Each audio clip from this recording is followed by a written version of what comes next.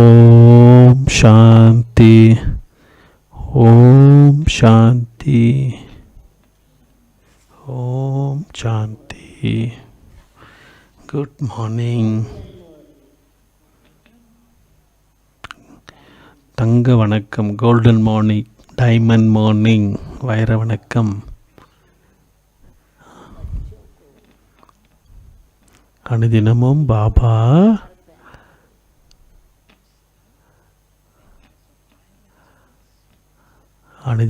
பாபா நமக்கு வைரத்தை கொடுத்து கொண்டிருக்கிறார். வைர நெக்லஸ் கொடுத்துக்கிட்டு இருக்காரு. ஆத்மாக்களை அனுதினமும் அலங்கரித்து கொண்டிருக்கிறார்.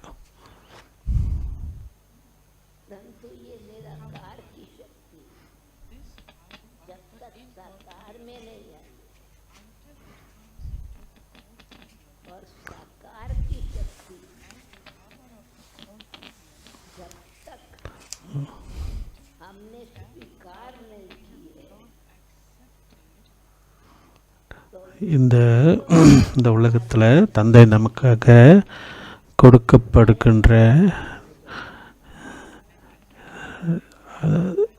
ஞானம், அது சக்தின்னு சொல்கிறாங்க. அதை நாம் ஏற்றுக்கொண்டு கடைப்பிடிக்க வேண்டும். ஆனால் அதே நேரத்தில் மாயாவோடு கவனமாகவும் இருக்க வேண்டும்.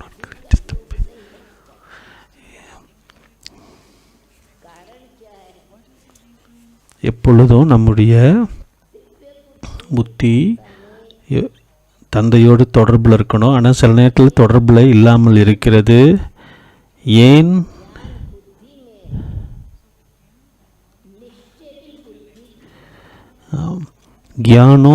ஞானமும் புத்தியோடு தொடர்பு இருக்கு.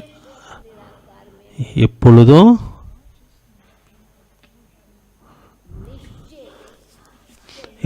தந்தையோடு தொடர்பில் இருந்தாலே நமக்கு அது உதவியாக இருக்கும். பாபா நம்மளை அலங்கரிக்கிறார், நம்மையும் மாற்றம் செய்கிறார், ரிஃபார்ம் பண்ணுகிறார்.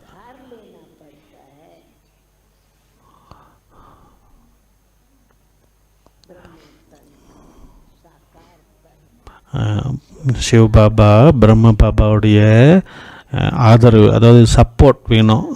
பிரம்ம பாபாவுடைய உடலின் ஆதரவு அல்லது சப்போர்ட் வேணும். அப்போ தான் அவர் அந்த ஞானத்தை சிறப்பாக நமக்கு கொடுக்க முடியும்.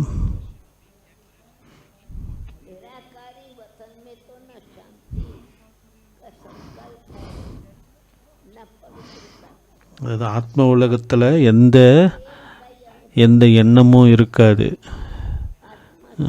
அன்பு கூட இருக்காதுன்றாங்க. ஆத்மா மிகவும் அமைதியாகவும்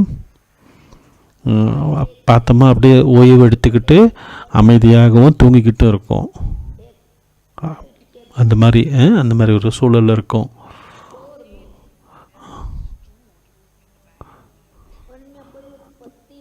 அதே நேரத்தில்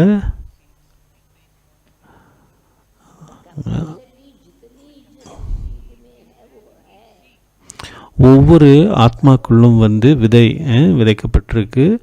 அது ஒவ்வொன்றுக்கும் சக்தி இருக்கு.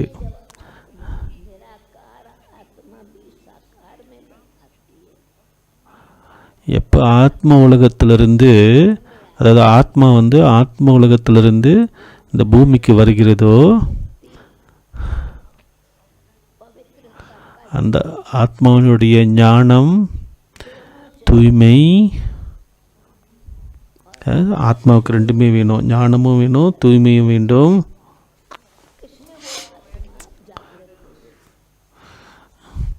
இந்த பூமியில் ஆத்மா என்ற உணர்வு வேண்டும்.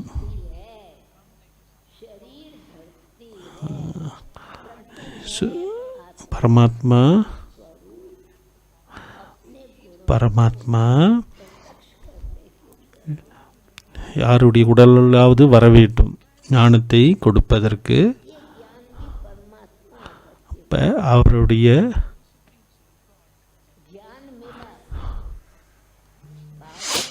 அப்பொழுதுதான் நமக்கு அந்த ஞானம் கிடைக்கும். பாபா நமக்கு ஞானத்தையும் யோகத்தையும் சேர்த்து கொடுக்கிறாரு.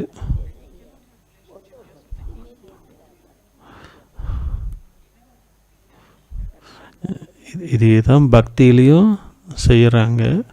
ஆனால் அவங்க நம்மை போன்று தந்தையோடு உறவில் இருப்பது குறைவு, வாயால் சொல்லிக்கொள்வாங்க.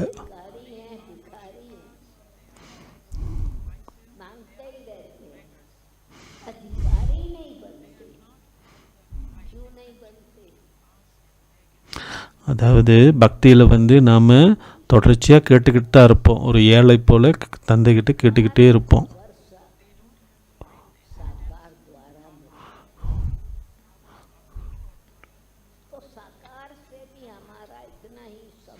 அவங்களுக்கு இந்த இன்ஹெரிட்டன்ஸ் கிடைக்காது, நமக்கு தான் கிடைக்கும்.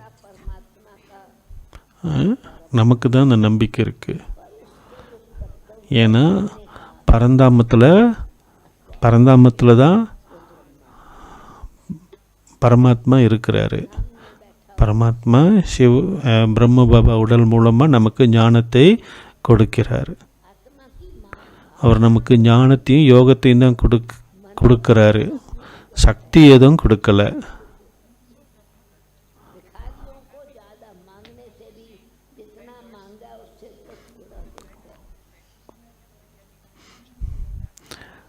அதாவது பக்தியில் கேட்குறவங்க கேட்பாங்கள்ல, கடவுள்கிட்ட இது வேணும் அது வேணும், எனக்கு அன்பு கொடுங்க, நல்ல வேலை கிடைக்கணும், அதை இதுவும் கேட்பாங்க. அது கொஞ்சம்தான், அது அந்த நேரத்தில் பூர்த்தியாக இருந்தோம் அவங்க சந்தோஷம் அடைஞ்சிடுறாங்க. ஆனால் உண்மையானது எது என்பதை அவங்க உணர்வதில்லை.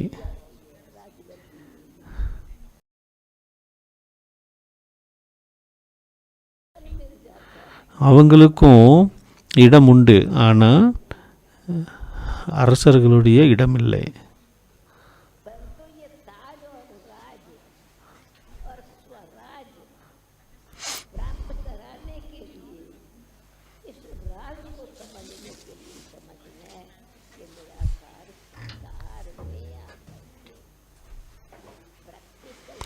ஆனால் நமக்கு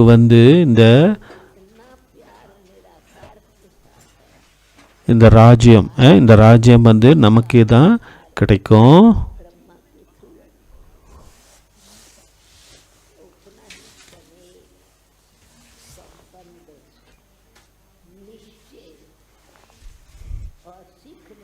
அதே நேரத்தில் நமக்கு உறவு, அன்பு, மரியாதை,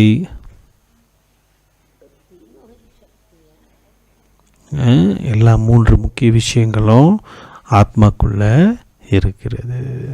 பெற்றுக்கொண்டே இருக்கணும். ஆத்மா தூய்மையை பெறுகிறது.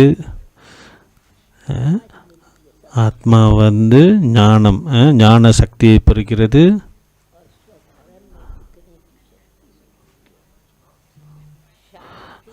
அதே நேரத்தில் சுயமரியாதை எப்படி பெற்றுக்கொள்வது என்பதை பெறுகிறது. அமைதி, அன்பு, அதெல்லாமும் பெற்றுக்கொள்கிறது. தூய்மை முக்கியம். எப்பொழுது அந்த உணர்வு, அந்த தெளிவு இருக்கிறதோ தானாக அது வேலை செய்ய ஆரம்பிக்கும். தூய்மையின் மூலம் நம்முடைய எண்ணங்கள், செயல்கள் அனைத்துமே மாற்றங்கள் ஏற்படும். நம்முடைய புத்தியும் தெளிவாக தெய்வீக தன்மையை கொண்டிருக்கும். அப்போ சுலபமாக தந்தையோடு தொடர்பு கொள்ள முடியும்.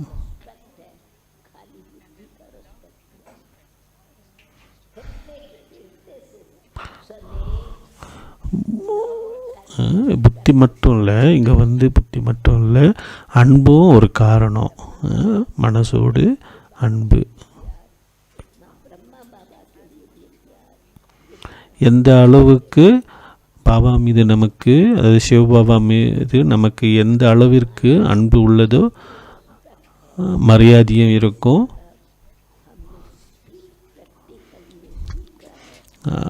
இந்த பிரம்மா மூலமாக அவரை நாம் அடைகிறோம். அதாவது அவர்கிட்ட நாம் சக்தியை பெறுகிறோம். நம்முடைய வாழ்க்கையை மாற்றம் செய்கிறாரு. டிரான்ஸ்ஃபார்ம், ஆங்கிலத்தில் டிரான்ஸ்ஃபார்ம், வாழ்க்கையை மாற்றம் செய்கிறாரு.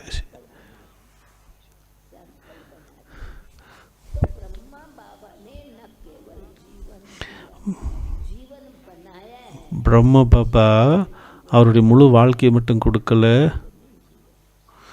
அவருடைய வாழ்க்கை மற்றவர்களுக்கும் கொடுத்துருக்கிறாரு. அவர் சும்மா கதை மட்டும் சொல்லலை, அவர் உண்மையாலுமே அவர் வாழ்க்கையில் நடந்து காட்டியிருக்கிறாரு.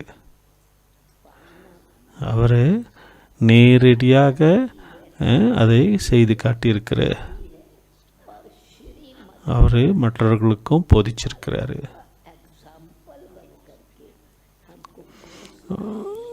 அதே நேரத்தில் சிரமத்தை கடைப்பிடிக்கின்ற ஒரு உதாரணமாகவும் பிரம்ம பாபா இருந்திருக்கிறாரு. மரியாதாசை கடைப்பிடிக்கிறவராகவும் இருந்திருக்கிறாரு. பிராமண வாழ்க்கை எப்படி இருக்கும் அப்படி என்பதையும் அவர் கடைப்பிடித்து காட்டியிருக்கிறாரு. இதனால தான் நமக்கு அவர் மேலே நமக்கு அவ்வளவு அன்பும் மரியாதையும் இருக்கிறது.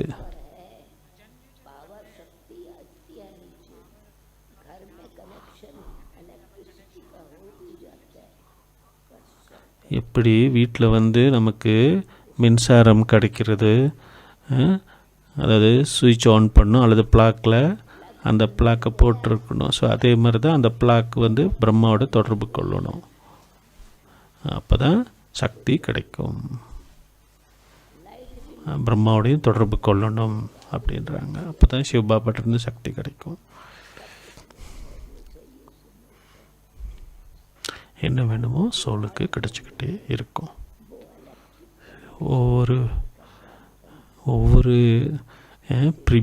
பிரிவிலையும், அதாவது டிபார்ட்மெண்ட்லேயும் மின்சார தொடர்பு உள்ளது.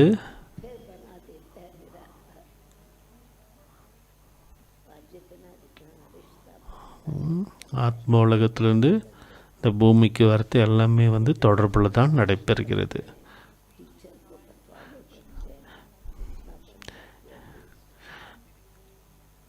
எந்த அளவுக்கு நம்ம அந்த வேர்ச்சுஸ்லாம் நம்ம கடைப்பிடிக்கிறோமோ அந்த அளவுக்கு நாம் முன்னேற்றம் பெறுவோம். தேவர்களாகவும் தெய்வீக குணங்கள் கொண்டவர்களாகவும் மாறுவோம். அதற்காக நமக்கு எந்த ஒரு குணங்களும் இல்லைன்றல, அதை நாம்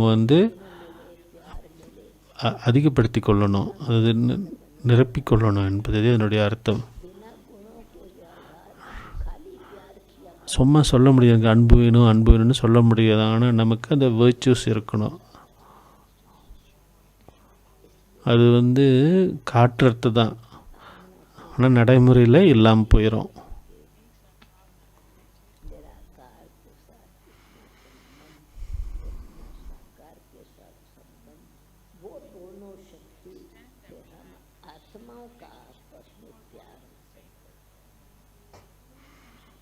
அதாவது நாம் தொடர்பு சிவபாபாவோடு பிரம்ம பாபாவோடு இருக்க வேண்டும்.